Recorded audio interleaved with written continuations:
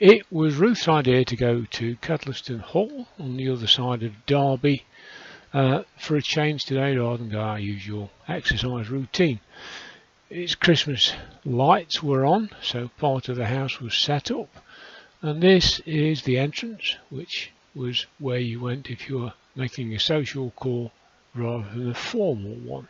For parties and for kind of entertaining and that sort of thing.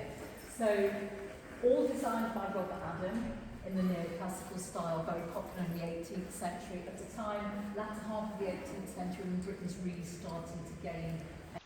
You turned right in the one-way system out of the entrance hall and went into the atrium for the grand staircase, and there is a decorated tree underneath it. On the first landing there was a static projected light show surrounding a statue. I think it's one of the muses, but I wouldn't honestly know. And here is a slightly better picture taken from the next floor. It's very nice, although the peacock feathers would have driven my granny crackers. She was very superstitious. And from there you go into the grand entrance hall. This is where you would have come if you were making a formal visit. If you were coming for some grand entertainment that the curtains would be laying on. These were seriously wealthy people.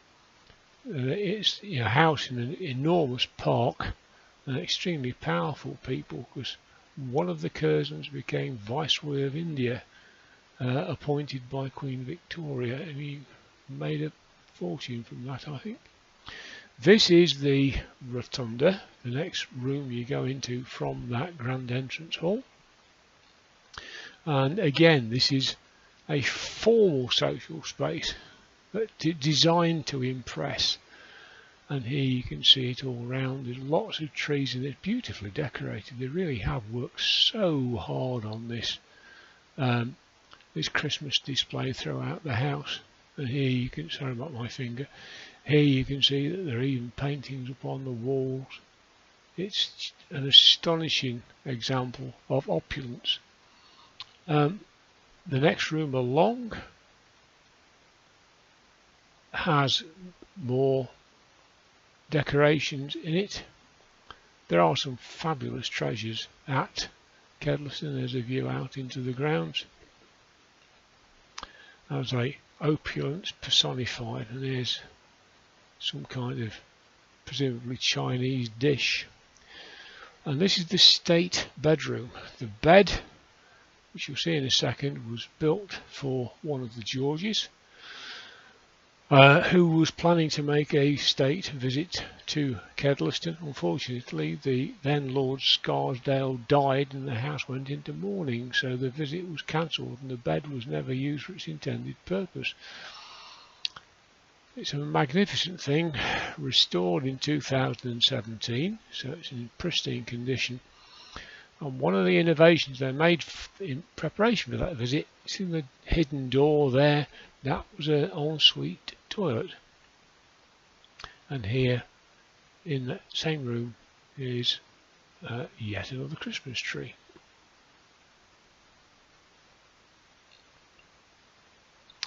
And as we walked around, you got views over the grounds at all spots. And here is the chapel. And as you can see, you've basically only got to trip over your shoelaces and you're at the vestry door. This is the main dining room. At the moment they've got their silver out as it would have been at Christmas. Huge amount of silver, much more than they normally have on display, we were told. And look at all this lot as well. If you watch some antiques programs, you'll see canteens for cutlery. You never see that. Next room is the music room. Again, beautifully decorated, much cosier atmosphere. This, although it's in that same area, it was used by the family social area. And we have more of those projected displays up onto the plastered ceiling.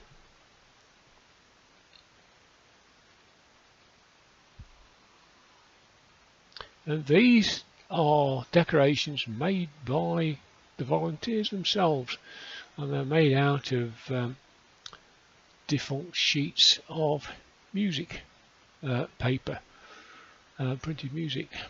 Now that is a harpsichord, a very unusual harpsichord. We were told it has 2 manuals instead of the usual one. It has 3 stops, which almost none of them do, and it has 2 foot pedals. So yes, it's a harpsichord, but an unusual one. Now a withdrawing room, where the ladies withdrew, now known as a drawing room, of course. But yeah, where the ladies withdrew while the men smoked cigars and drank port. And here it is. It's a lovely display again, beautifully done. And as you'll see in a second, the whole display really is quite special.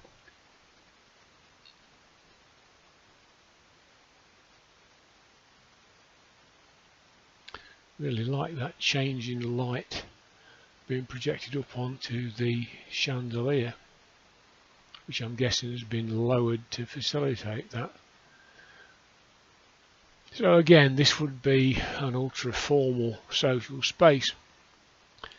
This is the library, and I was trying to catch this one, and somebody said, well, it's much easier, I've been told, if you put your phone camera onto selfie and then try and hold it in the flat of your hand, and you can see what you're taking.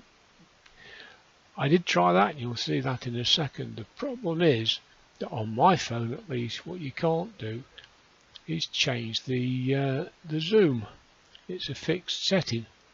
So yes, it shows what you see, and you can see it very well, but you can't necessarily catch all of it. With the other one, you could change the zoom down to 0.6 and get much more of the display in, but you can still see it's really been well done. Very impressive the way the whole thing's been set out. Congratulations to them. And that, I'm pretty sure, is Kedleston Hall.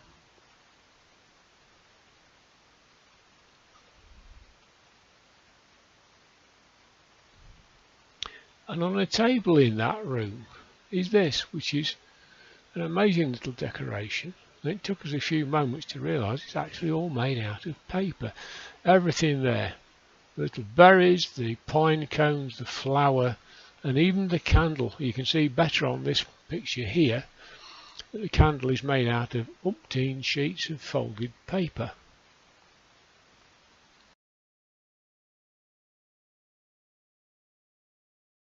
And this is a portrait of the then Lady Scarsdale when her husband was Viceroy of India, and this is the peacock dress.